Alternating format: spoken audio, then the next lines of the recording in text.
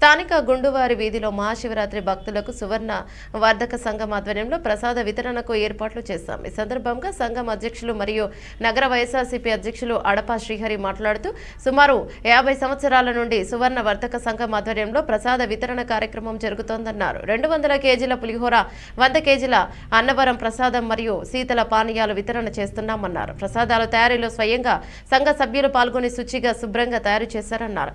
ప్రసాద వితరణ కార్యక్రమం సంఘ సభ్యులు పాల్గొని సహకరించాలన్నారు. ఆ మహాశివుని కరుణ కటాక్షాలు నగర ప్రజలపైన, వ్యాపారాలపైన ఉండాలన్నారు. అందరికీ మహాశివరాత్రి శుభాకాంక్షలు తెలియజేశారు. కార్యక్రమంలో సంఘ గౌరవాధ్యక్షులు కూర్మాదాస్ ప్రభాకర్, కార్యదర్శి గంటా ప్రకాష్, ట్రెజరర్ కృష్ణదాస్, జవ్వారు, బొడ్డు రామారావు, వరదరాజు, జానకీరాం, సూరిబాబు, కిరణ్, చంద్రమౌళి, దినేష్, రాజ్ గోపాల్ తదితరులు పాల్గొన్నారు.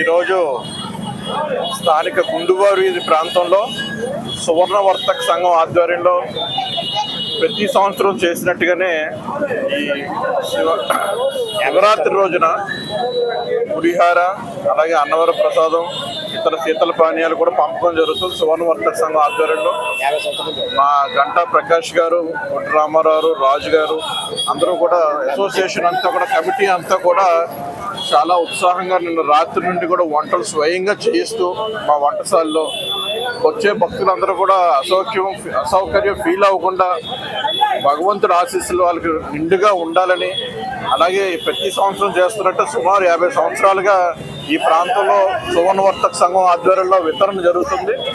సుమారు 200 కేజీల పులిహార, 100 కేజీల అన్నవరం ప్రసాదం, శీతల పానీయాలు, ఇతర కార్యక్రమాలు భక్తులందరూ కూడా, అసోసియేషన్ మెంబర్స్ అందరూ కూడా వాలంటరీగా వచ్చి దాతలుగా భక్తులకు సేవ చేయాలనే ఆలోచనతో ఈ కార్యక్రమం జరుగుతూ ఉన్నది.